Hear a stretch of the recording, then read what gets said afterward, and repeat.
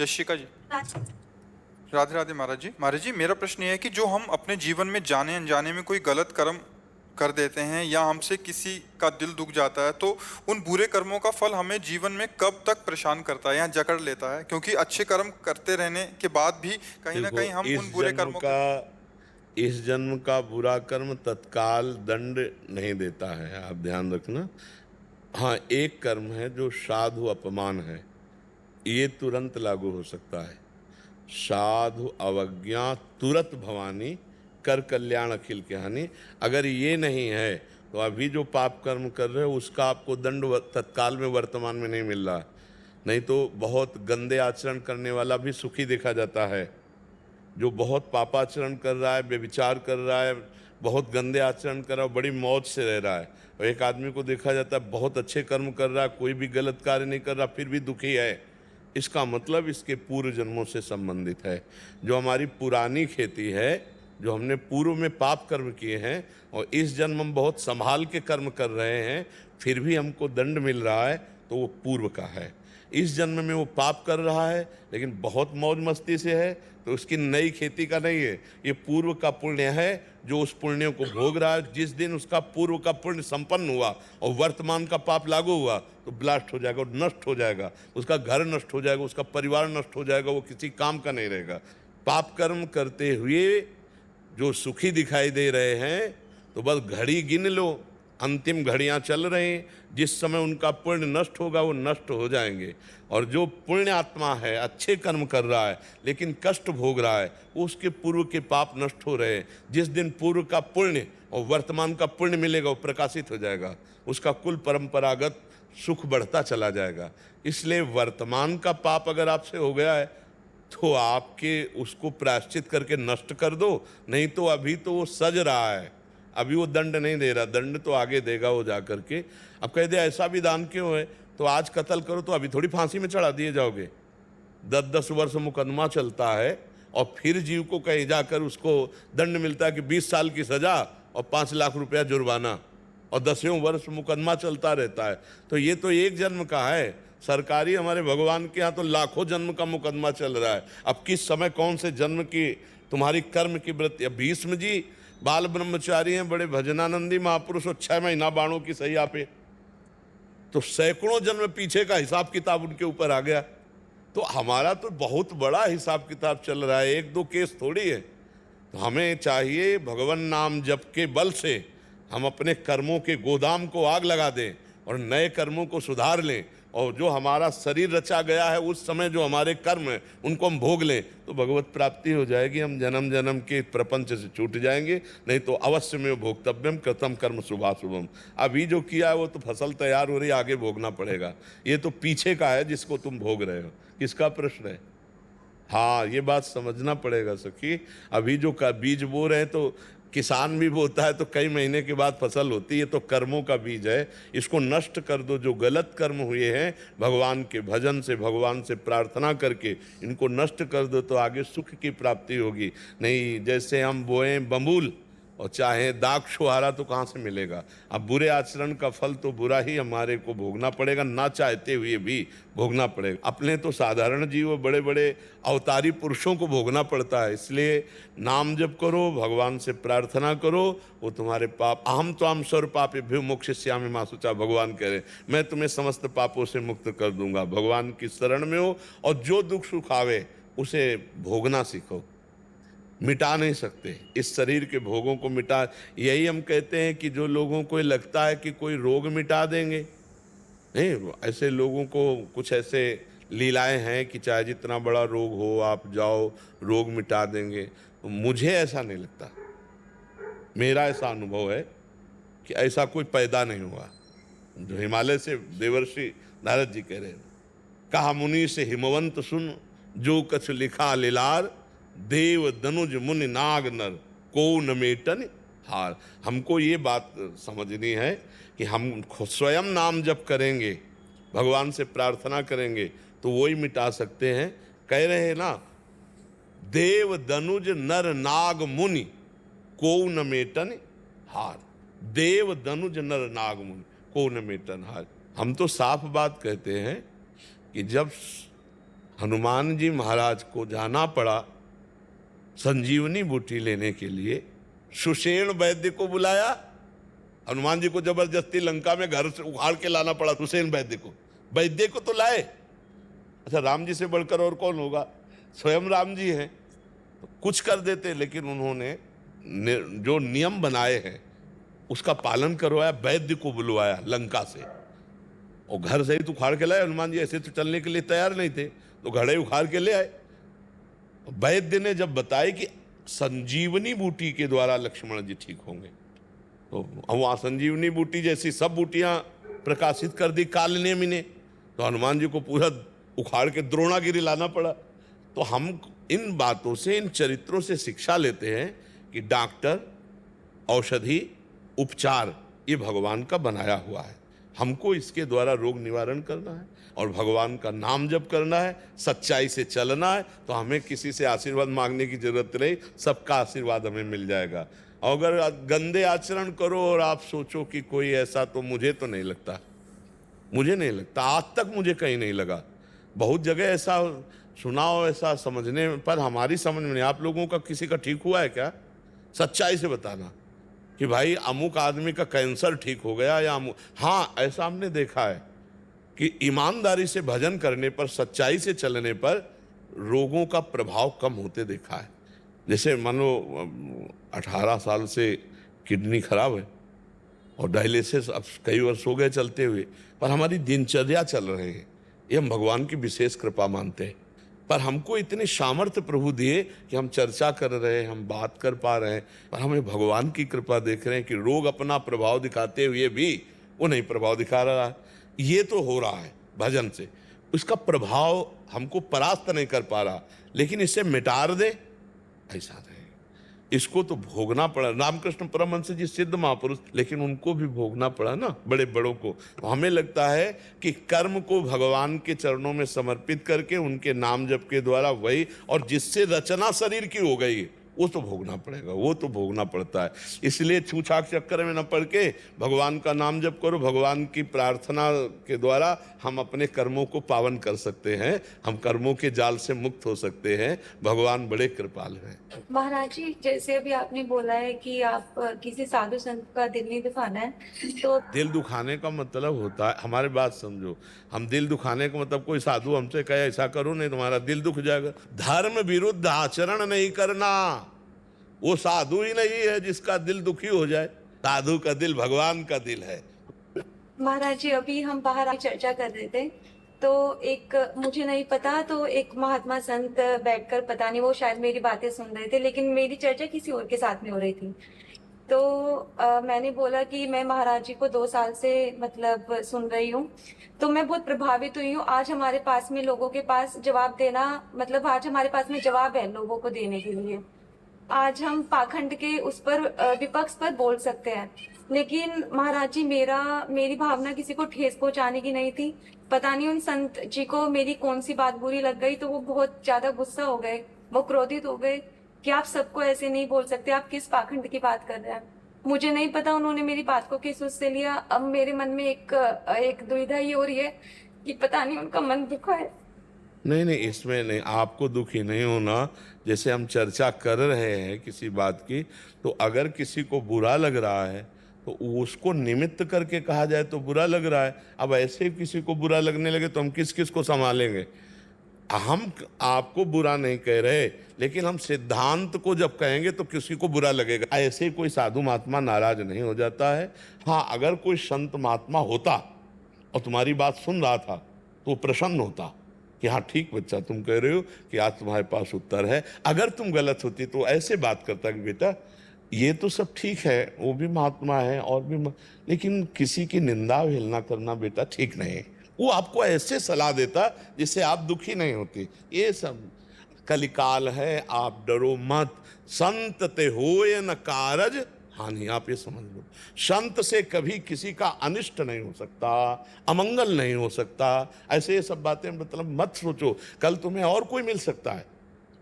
किसी को अगर जरूरत है तो तुम भोजन पवा दो, कोई बीमार आदमी है तो औषधि ला के दे दो, ठंडी में कांप रहा है, अपना कपड़ा दे दो, हम तुम्हें ये कहते हैं कोई इससे हानि नहीं होगी, आपका मंगल ही हो जाएगा। लेकिन ऐसे सब बातों से बचो बच्चा। साधु बनकर साधुता निर्वाह करना बहुत कठिन है। साधु कोई लाखों में एक होता है बच्चा, इसलिए बहुत सावधान। किसी की तरफ ऐसा मत देखो कि वो नाराज हो गया तो हम दुखी हो जाए। मस्त रहो, गलत करो मत तो गलत सहो मत, फिर तुम्हारा कोई बाल बांका नहीं कर सकता। हम ऐसे बिल्कुल मस्त रहो। ऐसे कभी साधु नहीं होते। साधु होते हैं तुम्हारे कष्ट दूर करने के लिए स्वयं कष्ट सह जाना, तुम्हारे लिए अपना भजन दे देना। तुम जैसे हो ना, तो ऐसा लगेगा मेरा बच्चा है, इसको कष्ट ना हो। ऐसे कटु वचन या क्रोध वचन या ऐसे साप कुछ नहीं है, तभी साप वाप होते हैं। ऐसे आजकल जिनके पास होता है ना, वो ऐसे दे ही नहीं सकते, न साप न वरदान। और जिनके पास नहीं होता ना, चट दे देते, क्योंकि है ही ले जबान में, दिन भर झूठे ही बोलते रहते। बहुत आराम से आनंद से चलो। भगवान का मार्ग कभी ऐसा नहीं रहा। मतलब पैसे से जो होता है वो भगवान का मार्ग नहीं होता, और जो भगवान का मार्ग है उसमें पैसा प्रधान नहीं होता, वो भाव प्रधान होता है। आप देखो ना, भगवान सबरी जी के यहाँ जा रहे हैं, सुदामा जी के तंदुल पा रहे हैं, भला पैसे वालों की बात है क्या? तो छोटे छोटे तंदुल पा रहे हैं, टूटे हुए। कौन है? द्वारिकाधीश हैं। ये कौन है? भगवान राम है, सबरी के बेर पा। हमारे भगवान और हमारे भगवान के भक्त बहुत लाडले होते हैं। नहीं आप देखो, अगर संत है तो ये कहेगा बच्चा तुम्हारा भगवान मंगल करें, हमारी तो कोई गलती नहीं, शायद तुम्हें भूल हो गई, नहीं भगवान तुम्हारा मंगल करे। ऐसा नहीं हो सकता कि वो ये कह दे जात नाश हो जाए, ऐसा नहीं। हमने संतों में ऐसा नहीं देखा। वो पिट गए हैं और मंगल बनाया है। करत जे अनुशहन निंदक तिनहु पे अनुग्रह करो। भगवान शंकर, जब रावण ने लात मारी विभीषण पर और विभीषण जी ने हाथ जोड़कर बात की, तो भगवान शंकर कह रहे उमा संत कह यही बड़ाई, मंद करत जो करे भले। अभी साधु संतों का स्वभाव नहीं जाना ना, ऐसे भेष मात्र से साधु नहीं हो जाता। जिसकी स्थिति साधुता की होती है उसे साधु कहते हैं। और डरो मत, हमसे कोई गलती भी बन जाए तो डरना नहीं, गलती भी बन जाए तो डरना नहीं। साधु हमारे माता पिता हैं, अपने माता पिता से अगर गलती, वैसे थोड़ी डरना कि हमें वो कोई सिंह है कि हमें खा जाएंगे, नहीं। अगर हमसे कोई गलती हो जाती है तो हम फिर हाथ जोड़ लेते हैं, प्रार्थना कर लेते हैं। वो भगवान के समान है संतजन, जो संत है वो भगवान के समान है, हमारे अपराधों को गिनेंगे नहीं। और जो ऐसे हैं वो मतलब एक होता है पर्दे में संत बन करके आना, और एक होता है संत होना। पर्दे में तो कोई भी बन सकता है, लेकिन संत बनना बड़ा कठिन है। आप लोग प्रसन्न रहिए और कभी कहीं कोई मत डरिए कि तुम्हारे घर में कोई आए मांगे हो तुम ना दो, सोचे कि वो जो कह देते हैं कि तुम्हारे अनिष्ट हो जाएगा मंगल। कुछ नहीं, ये सब कुछ नहीं। हाँ, हमारे पास श्रद्धा है तो हम आपको रोटी दाल ये दें, बिल्कुल मत डरो। ऐसे नहीं डरा जाता, ऐसे नहीं किया जाता। जो संत होंगे कभी अमंगल कर ही नहीं सकते। जो संत होंगे, आपको सच्ची बताएं, मर जाए ऐसे नहीं करेगा, रुपए के लिए नहीं करेगा। आपको हम संतों को देखा है, ऐसे नहीं कर सकता। आज तक हम जितने संतों से मिले हैं, भोजन के लिए शास्त्र आज्ञा है कि आप भिक्षा मांग सकते हो। भोजन के लिए तो बड़े बड़े परमहंस जाकर गृहस्थों से ऐसे, लेकिन रुपया ये मुझे नहीं। रुपया मांगे तो फिर मुझे कम समझ में आता है कि ऐसा शास्त्र आदेश नहीं है। हाँ, भोजन के लिए तो भिक्षाम दे, ये तो बड़े बड़े परमहंस आएंगे। तो आनंदित रहो बच्चा, कभी ऐसा मत सोचो। हर्षवर्धन मिश्रा जी। राधा वल्लभ श्री हरिवंश। आपने कई बार सत्संग में बताया भी है कि प्रकृति में 3 प्रकार के गुण चलते हैं, रजोगुण, सतोगुण और तमोगुण। तो कई बार हमारे शरीर में ये गुणों का प्रभाव चलता है अंतःकरण में, अंतःकरण में। तो महाराज जी, कई बार जब भजन बिल्कुल भी नहीं होता, तो उस स्थिति में हम ये कैसे पहचाने कि ये हमारे प्रमाद के कारण हो रहा है, या हम अगर मान लीजिए आश्रय लेते हैं तो हम इस आश्रय पे बैठ जाए कि हम तो प्रियालाल के आश्रित हैं। अगर हम मान लीजिए चूक हमसे हो भी रही है किसी जगह में और भजन हम नहीं भी कर पा रहे हैं, तो हम उनके आश्रित है, वो हमें देख लेंगे जी। ये तो हृदय का विषय है। जब हमारे अंदर तमोगुण आता है तो हमारे अंदर प्रमाद स्थित, प्रमाद कहते हैं ना करने योग्य कार्य के करने में रुचि हो जाना और करने योग्य कार्य में अरुचि हो जाना। तो जैसे भजन है, सतमार्ग की प्रवृत्तियां हैं, इनमें बिल्कुल रुचि नहीं होती। निद्रा आलस्य प्रमादोत्थम तत्तामस मुदाहरतम। उस समय हमको नाम कीर्तन करना है, नाम जप या सुमिरन या मनन नहीं। अलग अलग बाण होते हैं ना, तो जैसे तमोगुण आया तो उसके लिए बाण है नाम कीर्तन, वो करने नहीं देगा, वो बुरा लगेगा मन को। लेकिन उस समय हमें करना है, जोर जोर से पद गायन करना है, भगवत संबंधी लीला चरित्र या नाम कीर्तन करना है। और उस समय भी तमोगुण अंतःकरण में आया, मेरे में नहीं। मेरे में तमोगुण थोड़ी आया, मैं अंतःकरण हूं क्या? जब गुण चर्चा होती तो फिर तत्व चर्चा उसमें जुड़ जाती है। तो जब हमारे अंदर गुणों का प्रवाह आया, तमोगुण, हम जान पा गए हमारे अंदर तमोगुण आ गया, तो किस में आया? अंतःकरण में, मेरे में नहीं, क्योंकि जानने वाला तो मैं हूं। वो अंतःकरण मेरे जानने में आने वाला विषय है, इसका मतलब मैं अंतःकरण नहीं हूं। समझ पा रहे हो ना? ये ज्ञान की बात है, मैं साक्षी हूं उसका। अब अंतःकरण में प्रमाद स्थिति आ रही हो, हम नाम कीर्तन कर रहे हैं, जीत गए हम तमोगुण को। अब रजोगुण जब आएगा तो भोग विलासिता का चिंतन कराएगा। ये नाना प्रकार की स्वादिष्ट पदार्थ, जनेंद्रिय जन भोग की कामना, बहुत तरह की भोग संबंधी कामनाएं रजोगुण में उत्पन्न होती है। तो जब हमारा भजन में अरुचि और भोगों में रुचि होने लगे, भोगों का चिंतन तो समझ लेना चाहिए रजोगुण आ गया। अब उस समय हमें क्या करना है? उस समय सत्संग सुनना चाहिए। अलग अलग बाण है। उस समय सत्संग बहुत जल्दी आपको सुधार देगा, क्योंकि भोगों में अरुचि के लिए वैराग्य के कुछ सत्संग ऐसे रखने चाहिए वो तत्काल लगाए, वो दवा की तरह, और ध्यान से सुने, सोई विचार पवित्र होगा, रजोगुण घटकर सतोगुण बढ़ने लगेगा। और जब सतोगुण आता है तो प्रश्न की जरूरत नहीं पड़ती, जैसे रसगुल्ला पाने के लिए प्रेरणा नहीं देनी पड़ती, वो अपने आप पाने का मन होता है। ऐसे सतोगुण में भजन का स्वाभाविक मन होने लगता है, शास्त्र स्वाध्याय में रुचि होने लगती, संत समागम की रुचि होने लगती, बड़े बड़े पावन चरित्रों का स्मरण होने लगता। सत्वगुण बहुत सहायक है, लेकिन ये भगवत प्राप्ति नहीं कराता, ये भगवत प्राप्ति के मार्ग में लाता है। फिर भगवत प्राप्ति होती है तीनों गुणों के त्याग से, क्योंकि अगर सत्वगुण है तो फिर रजोगुण दबाकर सत्वगुण को चढ़ जाएगा। स्थायी चीज नहीं है, गुणातीत, त्रैगुण विषया वेदा निस्त्रैगुण भवार्जुन, त्रिगुणातीत स्थिति भगवत प्राप्ति है। तो वास्तविक हमारा स्वरूप तीनों गुणों से अलग है। हम तीनों गुणों के दृष्टा है, ना कि तीनों गुण हम में आते हैं, अंतःकरण में आते हैं। अगर ये उस समय ज्ञान रहे तो हमारा नाम जप या भजन नहीं छूटेगा। और अगर ये छूट भी जाता है किसी कारण से, तो हमें पता है हम भगवान के आश्रित हैं। ये अंतःकरण मलिन इस समय है, पर मैं नहीं, मैं भगवान के आश्रित हूँ। इतना हृदय में, जैसे आप देखो कोई सुखद या दुखद परिस्थिति आती है, ये अंदर का विषय है, तो आपकी मनोवृत्ति कहाँ जाती है? किसी व्यक्ति पर, अपने पर, या श्री जी पर। मैंने ये किया अच्छा काम तो उसका परिणाम मुझे अच्छा मिला, ये आता है कि श्री जी की कृपा से अच्छा कार्य हो गया। श्री जी ने, अगर श्री जी पर गया पहला तो आप श्री जी के आश्रित हो, और अगर अहम पर आया या किसी व्यक्ति वस्तु पर गया तो आप उसके आश्रित हो, अहम के आश्रित हो। समझ पा रहे हो? जात से समझ रहे हो? भारी दुख की परिस्थिति आती है, आपका मन भाग के सब के श्री जी देख लेंगे, श्री जी तो देख रहे हैं ना, तो श्री जी के आश्रित हो। अंदर का है विषय। अगर हमारा मन अहम या किसी व्यक्ति वस्तु पर जाता है तो हमें तत्काल अंदर से जलना है कि अभी भगवद आश्रित नहीं हुए। अगर भगवद आश्रित हुए होते तो सर्वप्रथम प्रभु के पास जाता। और भगवद भक्ति करते हुए भी भगवद आश्रय बहुत विलंब से होता है। ध्यान दीजिए, द्रौपदी जी भगवान की भक्ता हैं, दुशासन बाल पकड़ के घसीटता हुआ महल से ला रहा है, उनका विश्वास आश्रय 5 पति बलवान और सभा में बैठे हुए धर्मज्ञ महापुरुष है। लेकिन जब सभा में आती है तो 5 पतियों का आश्रय नहीं होता, टूटता है। फिर धर्मज्ञों का, भीष्मादि का आश्रय टूटता है, फिर अपनी भुजा का आश्रय, फिर अपने दांत का आश्रय, फिर देखा अब तो आखिरी में आश्रय गोविंद का हुआ। अब जहां गोविंद का आश्रय हुआ तो यहीं से वस्त्रावतार भगवान का हो गया। ये चूक हमारी बनी रहती है कि हम किसी न किसी वस्तु, व्यक्ति, स्थान, पद, प्रतिष्ठा, इनका आश्रय लिए रहते हैं। अगर वो अंदर से पहली पुकार भगवान के पास गई तो सिर्फ आश्रय भगवान का आपका है। और पूरा जीवन हमारी साधना आश्रय को ही पुष्ट करने में होती है। भागवत का 10वां जो है वो आश्रय ही है। अगर आश्रय पुष्ट हो गया तो भगवत प्राप्ति पक्की।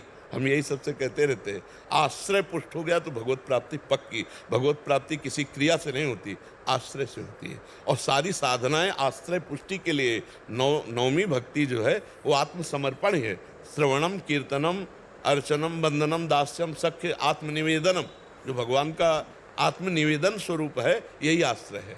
श्रवणम, कीर्तनम, स्मरणम, विष्णुर्पाद सेवनम, अर्चनम, वंदनम, दास्यम, सख्य, आत्मनिवेदनम। ये जो आत्मनिवेदन नवदा भक्ति है, ये 8 भक्तियां उसकी साधन हुई और साध्य हुआ आत्मसमर्पण, और आत्मसमर्पण से ही भगवत प्राप्ति है। महर्षि, इसमें एक बात और पूछना थी।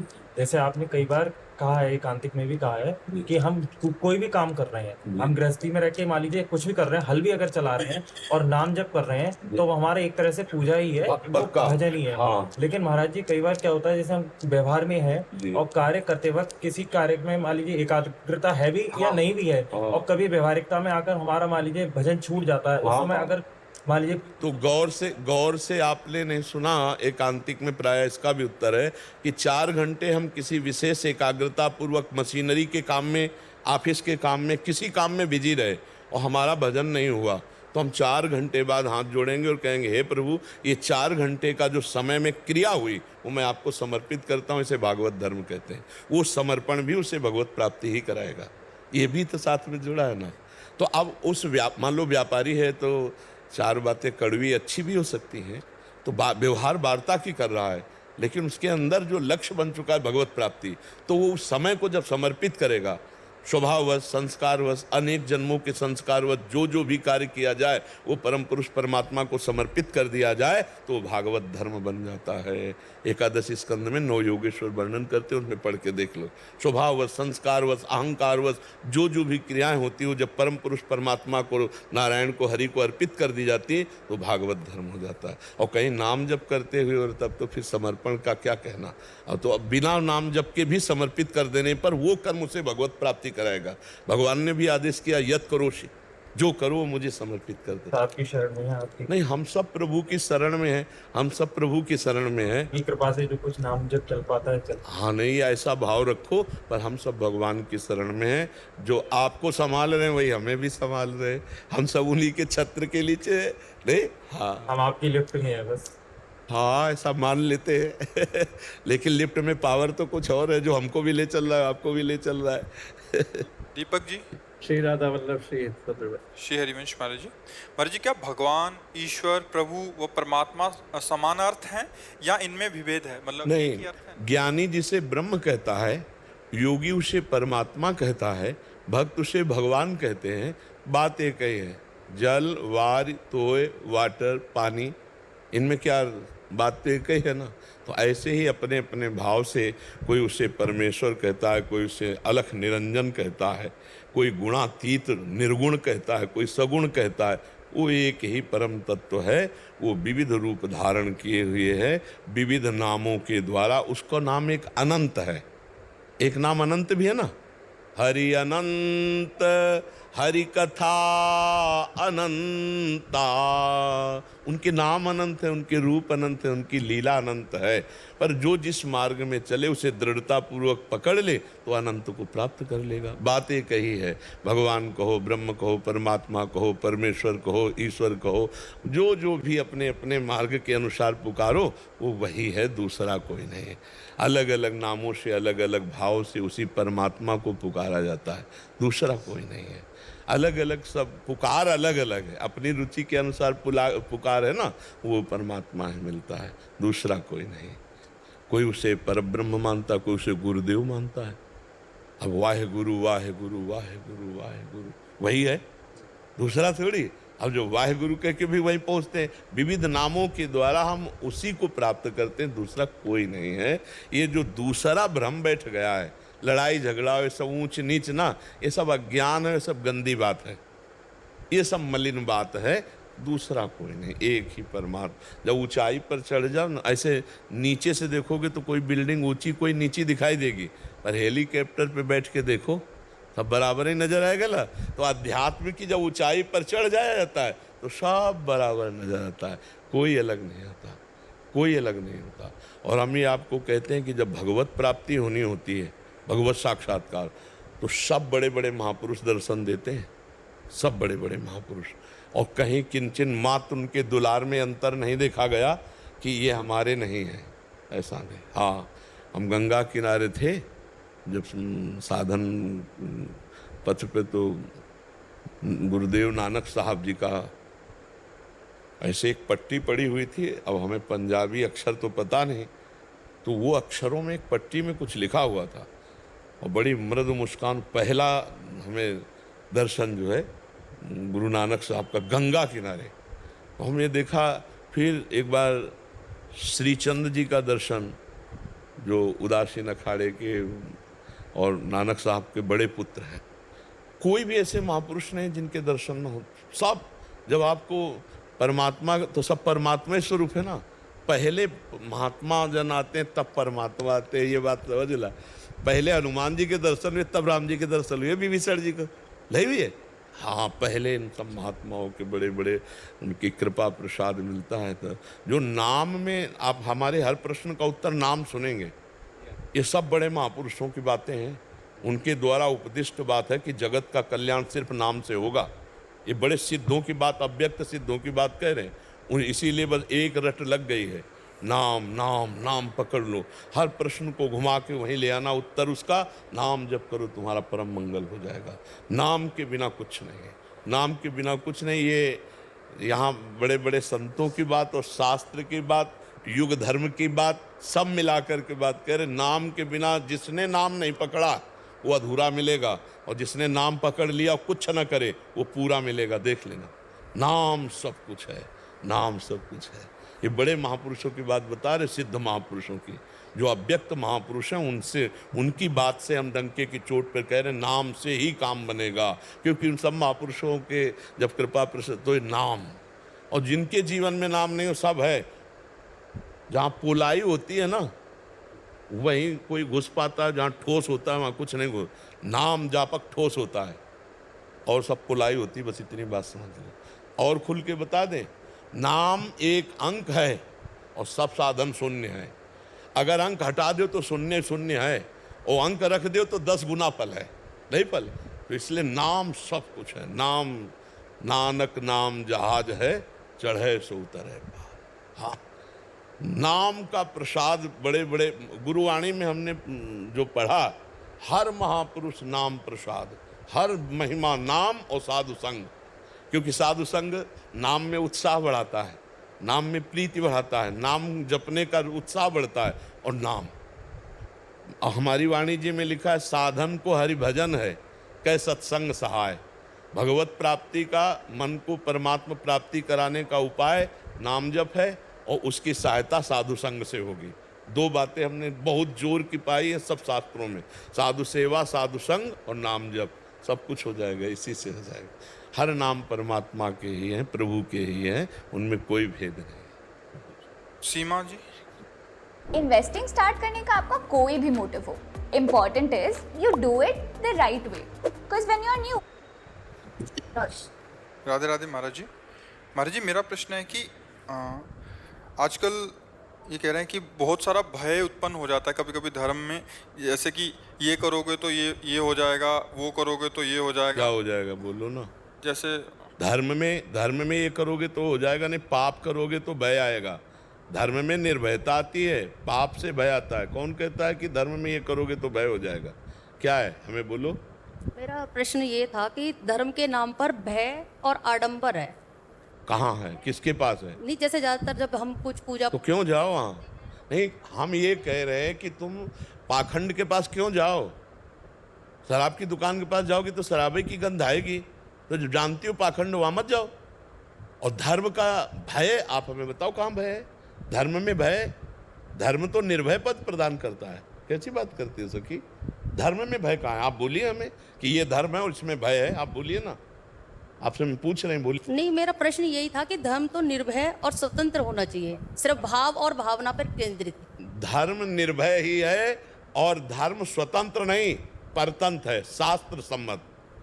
धर्म को ऐसे जाना जाएगा, स्वतंत्र नहीं है। स्वतंत्र शब्द में तो धर्म की व्याख्या गलत हो जाएगी। तस्मात् शास्त्रम प्रमाणम ते कार्याकार्यो व्यवस्थित हो। जैसे आप एक स्त्री हैं तो आप किसी की माँ भी हो, किसी की बहन भी हो, किसी की पत्नी भी हो, तो आपका अलग अलग धर्म है।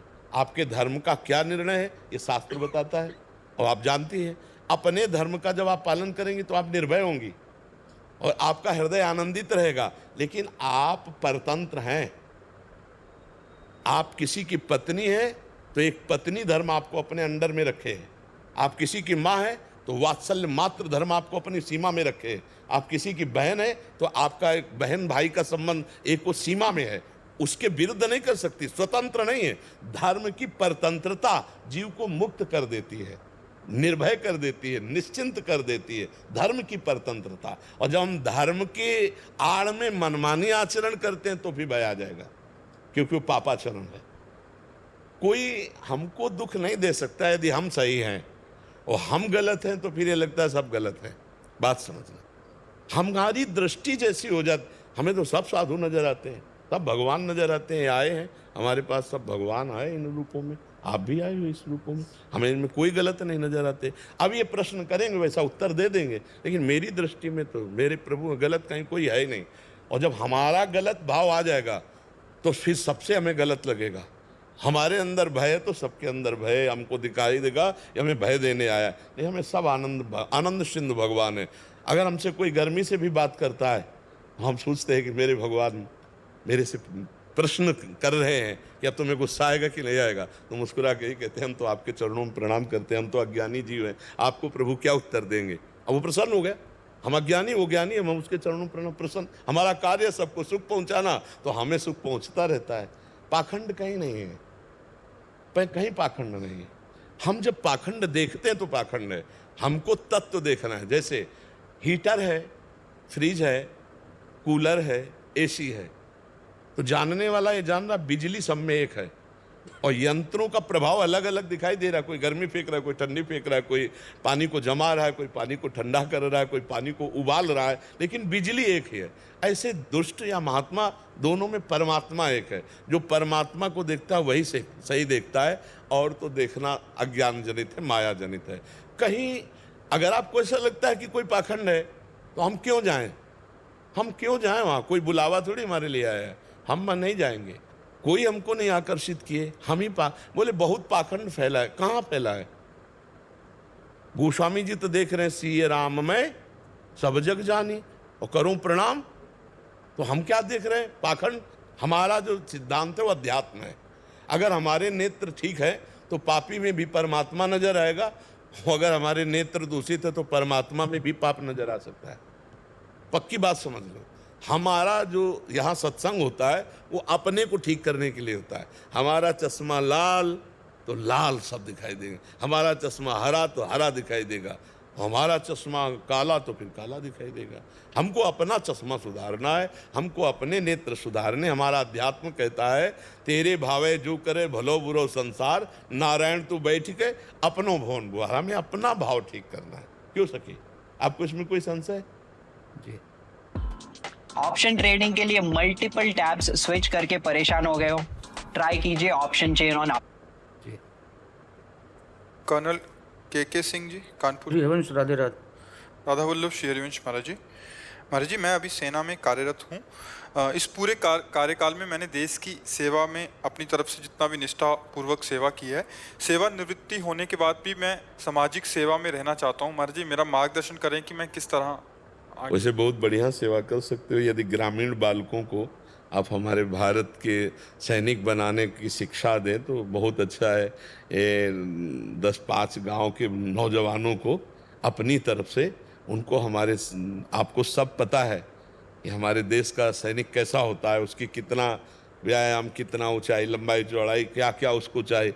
तो अगर आप तैयार करके 100-200 भी लड़के भेज दोगे तो बहुत बड़ी सेवा हो जाएगी। मेरा भी यही सोचना था, इसलिए मैंने आपसे। हाँ, ये सबसे बड़ी पूजा होगी।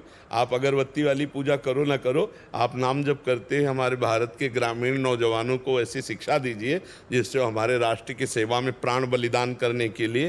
वो एक नौजवान भारत सैनिक जो कई गोलियां खा करके भी, योगेंद्र, हाँ, तो उनको भी हमने ये प्रार्थना की थी कि आप हम स्कूलों में जाइए, विद्यार्थियों को हमारे जोशीले भाषण, बहुत बड़ा प्रभाव पड़ता है, ऐसे दीजिए जिससे वो हमारे भारत के लिए उत्साहित हों।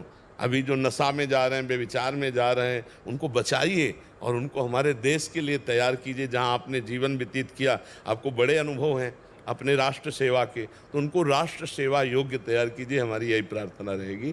आप रिटायर होकर यही सेवा कीजिए। जी। हरिशंकर शर्मा जी, मथुरा से।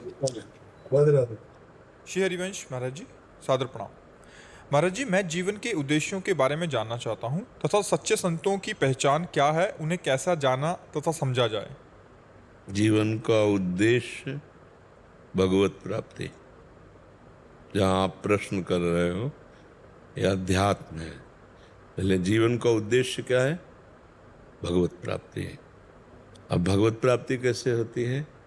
भगवन नाम जप, भगवत लीला कथा श्रवण और जितने कर्तव्य कर्म सांसारिक हैं उन सबको भागवतिक बनाकर भगवान के चरणों में समर्पित कर दो। तदर्पिता अखिलाचारिता तद्विस्मरणेन परम व्याकुलते थी। भगवान को समस्त आचरण कर्म समर्पित कर दे और भगवत स्मरण में इतनी तन्मयता रखे कि थोड़ी देर के लिए भी विस्मरण हो जाने पर वो व्याकुल हो उठे, तो उसे भगवत प्राप्ति हो जाती है। जीवन का लक्ष्य भगवत दुर्लभो मानुषो देहु देही नाम क्षण भंगुरा तत्रापि दुर्लभम मन्येत वैकुंठ प्रिय दर्शनम। भगवान के प्यारे जन भक्तजनों का संग भगवान की प्राप्ति का उद्देश्य हृदय में प्रकाशित करता है। इसलिए मनुष्य शरीर बड़ा दुर्लभ है, पर ये क्षण भंगुर है, उसमें भी दुर्लभ है भगवत प्रेमी महात्माओं का संग। यदि महात्माओं का संग मिल गया तो भगवत प्राप्ति का उद्देश्य हमारा दृढ़ हो जाता है। बड़े भाग पाई सत्संगा तो बिनहि प्रयास होई भव भंगा। इस संसार से मुक्त होना ही मानव जीवन का परम लक्ष्य है। समझ पा रहे हैं? अब रही सिद्ध संतों की बात, महत्संगस्तु सुदुर्लभो, देवर्षि नारद जी ने कहा जीवन का परम लक्ष्य है। समझ पा रहे हैं? अब रही सिद्ध संतों की बात, महत्संगस्तु सुदुर्लभो, देवर्षि नारद जी ने कहा महापुरुषों का संग बड़ा दुर्लभ है। उमा संत समागम शमन लाभ कछुआन, लेकिन अगम्यों निर्वाह कर पाना बड़ा कठिन है, उनको पहचानना बड़ा कठिन है। अब कोई विद्यार्थी टीचर की योग्यता कैसे जान सकता है? विद्यार्थी कि इन मास्टरों में कौन सा प्रवीण मास्टर है, उसकी योग्यता है क्या कि जान पावे? कोई प्रिंसिपल टीचर की योग्यता जान सकता है, क्योंकि वो ज़्यादा पढ़े लिखे पदवी में है, वो जान सकता है। ऐसे ही भगवान या भगवत प्राप्त महात्मा वो जनाना चाहे तो जान सकते हो, नहीं तो बाहरी कोई लक्षण नहीं, बाहरी लक्षणों से जान ही नहीं सकते। सोई जानई जेहि देहु जनाई, जानत तुम्हें होए जाई। बाहरी लक्षण तो 2 घंटे के लिए 4 घंटे के लिए तो स्वांग किया जा सकता है, लेकिन साधुता कुछ लक्षण शास्त्रों में बाहरी बताए गए हैं। पहला है तितिक्षवा, बहुत सहनशील, जो काम वेग को, क्रोध वेग को, अहंकार के वेग को, मद मान मोह सब के वेग को सह जाए। मात्रा स्पर्शास्तु कौन्तेय शीतोष्ण सुख दुखदा आगमा पायनो अनित्यास्तास्तितिक्षस्व भारत।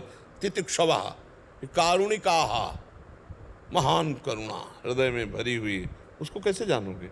बाहरी लक्षणों से थोड़ी जानोगे। पहली पहचानते हैं जिनके दर्शन मात्र से हमारे हृदय का परिवर्तन होने लगे। संत दरस जिम पातक टरें, पहला, और दूसरा कहीं संभाषण हो जाए तो जीवन का परिवर्तन हो जाए।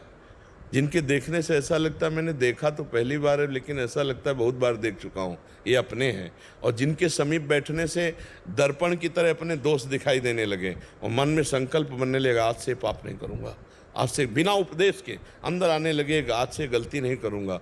संत समागम सीधे दुर्गुणों का त्याग कराकर भगवत प्राप्ति के लिए।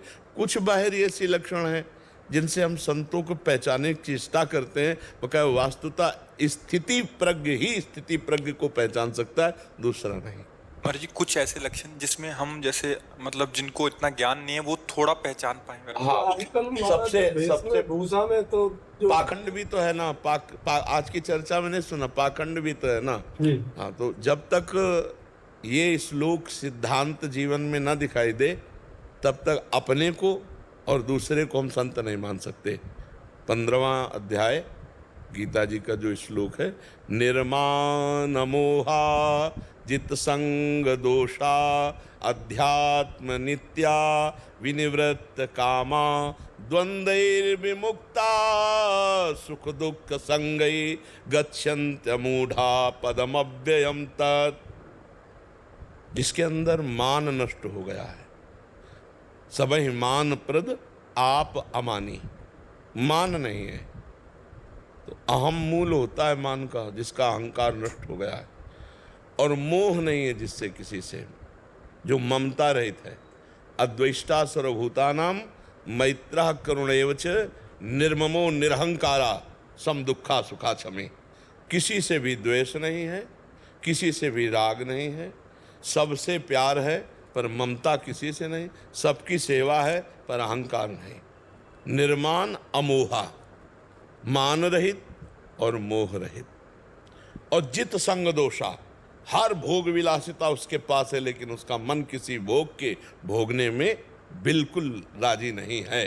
जो संग दोष रहित है, किसी भी तरह के विषय व्यक्ति वस्तु स्थान का प्रभाव उसके ऊपर नहीं पड़ता है, वो संग दोष रहित है, क्योंकि वो आत्मस्वरूप में स्थित है, अध्यात्म नित्या आत्मस्वरूप में स्थित है। विनिवृत्त कामा, जिसकी सारी कामनाएं निवृत्त हो चुकी हैं, कोई कामना नहीं। द्वंद्व विमुक्ता, जो मान अपमान सुख दुख लाभ हानि जय पराजय इन द्वंद्वों से जो विजय प्राप्त कर चुका है, सुख दुख में जिसका समान भाव है, वो परम पद को प्राप्त भगवत प्राप्त महात्मा है। अगर ये नहीं तो अभी साधक हो सकता है, भगवत मार्ग में चलने का प्रयास कर सकता है, पर वो सिद्ध महापुरुष नहीं है। और ये तो बाहरी बातें हैं, और भगवान जना दे तो जान जाए, नहीं तो महापुरुषों को जानना बड़ा कठिन है। संतों की कुछ ऐसी बाहरी चेष्टाएं भी होती हैं जिनसे आप जान ही नहीं सकते संत हैं। इसीलिए पाखंड का वो जोर बहुत जोर से प्रवेश हो गया, क्योंकि छुप जाता है ना। जैसे मठा में कितना पानी मिला लो, नहीं दूध में कितना पानी मिला लो, अब वो अंदर क्या चिंतन चला तुम्हें क्या पता चले। संत वेश का नाटक भी तो किया जा सकता है, थोड़ी देर रोया जा सकता है, थोड़ी देर ऐसे किया जा सकता है, लेकिन ये संत का केवल इतना ही लक्षण नहीं है। उसकी तो लक्षण की प्रवृत्ति ये है कि ब्रह्मादिक के भोग सब विषम लागत ताई। किसी भी भोग में रुपया पैसा भोग सामग्री मान प्रतिष्ठा, यही तो प्रपंच है। अगर तीन का त्यागी नहीं तो महात्मा नहीं। कंचन कामिनी कीर्ति। अब कंचन का त्यागी कामना धन की करे और बाहरी त्याग दिखावे तो भी उसे नहीं कहते। अंदर से राग नहीं किसी वस्तु में। चक्रवर्ती सम्राट महाराज अम्बरीश और त्यागी महात्मा दुर्वासा जी, लेकिन अम्बरीश जी के त्याग के आगे दुर्वासा जी का त्याग बहुत लघु है। और दूब का घस करके उसका रस पीते हैं, दुर्वा रस, और वलकल की लंगूटी लगाते हैं। और एक है चक्रवर्ती सम्राट है, नवीन रानियां है, पूरा राजमहल वैभव सब है। त्यागी कौन है इन दो में? अम्बरीश जी। क्योंकि अम्बरीश जी सर्वस्व भगवान को अर्पित किए निरंतर भजन में, और वो तप को ग्रहण किए हुए हैं। मैं तपस्वी, तभी तो प्रयोग किया कृत्या का। अम्बरीश जी हाथ जोड़े खड़े हैं। भगवान का सुदर्शन चक्र दुर्वासा जी के पीछे दो। महात्मा को समझने में अगर हम वहाँ दृष्टि लगाएं तो दुर्वासा जी महात्मा है, अम्बरीश एक गृहस्थ राजा है, लेकिन गलत हो गया। दुर्वासा जी महात्मा है, ये हमारा बाहरी दर्शन है। और अम्बरीश जी कितने बड़े महात्मा है, स्वयं दुर्वासा जी बोले बाद में, बोले आज मैंने देख लिया भगवान के भक्तों की महिमा। चरणों में गिरे दुर्वासा जी, कहा मैंने देख लिया भगवान के भक्त। और अम्बरीश जी कितने बड़े महात्मा हैं कि उन्होंने कहा अपने जीवन का अगर जो भी साधन भजन हमारे से बना वो सब दुर्वासा जी को प्रदान करते हैं। और हे सुदर्शन चक्र आप शांत, यही संत की महिमा। कैसे जाना जाए, एक चक्रवर्ती सम्राट है और एक विरक्त महात्मा, कैसे जाना जाए कि इनमें से बहुत हो सकता है पैंट शर्ट में महात्मा हो, और हो सकता है महात्मा के वेश में काले नेमी हो। ऐसा भी हो सकता है, नहीं हो सकता। देखो विभीषण जी की कोई वेश भागवतिक तो नहीं, लेकिन भगवान कह रहे तुम सारी के संत प्रिय मोरे, धरऊं देह नहीं आन निहोरे। तुम सरीखे संतों के लिए मैं अवतार धारण करता हूँ, भगवान कह रहे हैं। ये अंदर का विषय है। साधुता ये हम आचार्य परंपरा से वेश धारण किए हुए हैं। अगर हमारे अंदर साधुता और भजन नहीं तो इसी को पाखंड कहते हैं। और अगर आप पैंट शर्ट पहने हुए हो और आप सच्चे हो, भगवान का भजन करते हो, अच्छे आचरण करते हो, तो आप भी संत हो। संत एक स्थिति का नाम है। जो भगवदाकार वृत्ति, जो समत्व से युक्त, जो स्वार्थ से रहित है। आप समझ पा रहे? बड़ा कठिन प्रश्न है किसी संत को पहचानना। तो हमें लगता है कि ये बात भगवान जानते हैं कि कौन संत है कौन पाखंडी। तो हमें भगवान से प्रार्थना करनी चाहिए कि आप हमें संत से मिला दो। तो जब संत से मिला, बिन हरि कृपा मिले नहीं संता, तो जब हरि मिलाएंगे तो सही जगह मिला देंगे, क्योंकि वो जानते हैं कौन संत है कौन नहीं संत है। अपने को तो जितना मात्रा में भगवान समझाते उतना ही समझ में आता है, लेकिन भगवान की सब समझ में है, जितनी समझ सब भगवान की समझ में है ना। तो हमें भगवान से प्रार्थना करना चाहिए कि हे दीन दयालु मुझे संत समागम दीजिए।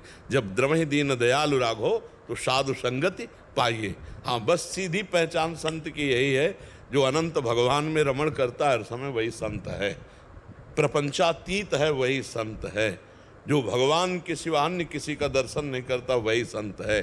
भगवान ने कहा ना, वासुदेवा सर्वमित सा महात्मा सुदुर्लभा, जो सब जगह अपने भगवान को जान गया वही महात्मा है। और ऐसा महात्मा मिल जाए तो मतलब भगवत प्राप्ति निश्चित हो जाएगी। अमोघस्य महासंगस्तु दुर्लभो अगम्यो पर अमोघस्य, निश्चित भगवत प्राप्ति हो जाएगी। और फिर दूसरी बात, अब बिल्कुल गिर के बात कर रहे हैं, जब हम मिठाई लेने जाते हैं तो हम मिठाई वाले की क्वालिटी नहीं देखते, हम मिठाई की क्वालिटी देखते हैं। मिठाई लिया ये नहीं देखते इसने खाया है कि नहीं खाया, ये नहीं देखते कौन है कौन नहीं है, मिठाई लिया और अपना खाया। ऐसे ही हम संत समागम में जाएं तो जो हमको अच्छी बात मिले वो हम धारण कर लें तो हमारा हृदय ठीक हो जाएगा। अगर हम चेकिंग में लगे तो हमारा हृदय गलत हो जाएगा, लगेगा पता नहीं साधु है कि पाखंडी है, ये क्या है क्या है, तो हम ले नहीं पाएंगे और हमारा कल्याण नहीं हो पाएगा। तो जहाँ हमें गुरु वचन सुनाई दे, संत वचन सुनाई दे, गुरुवाणी सुनाई दे, शास्त्र सुनाई दे, हमें वो शब्द पकड़ लेना है और अपने परमार्थ को पुष्ट करना है। तो संत मिले न मिले आप संत बन जाओगे, और आप संत बन जाओगे तो आपकी दृष्टि में कोई असंत दिखाई नहीं देगा, तब संत का दर्शन होगा। स्वयं संत बना हुआ ही संत दर्शन कर सकता है, और अगर स्वयं में संत नहीं तो फिर संत दर्शन नहीं हो सकता। उसको नाटक दिखाई देगा, उसको पाखंड दिखाई देगा, उसको दोष दिखाई देगा। समझ पा रहे आप? चश्मा हमारा जैसा होता है वैसे ही दर्शन होता है। तो हमें चाहिए हमें संतों की बात सुन लें, शास्त्रों की बात सुन लें और उसे अपने जीवन में उतारें। वो उतारा है कि नहीं वो तो वो जाने, हमें अपना सुधार करना है तो हमें संतों की बात माननी है। क्यों भाई? जी। कमल कुमार गुप्ता जी। राधे राधे, जय गुरुदेव भगवान। राधे राधे महाराज जी। महाराज जी, गृहस्थ जीवन में रहते हुए सर्वोच्चम दान कौन सा माना गया है?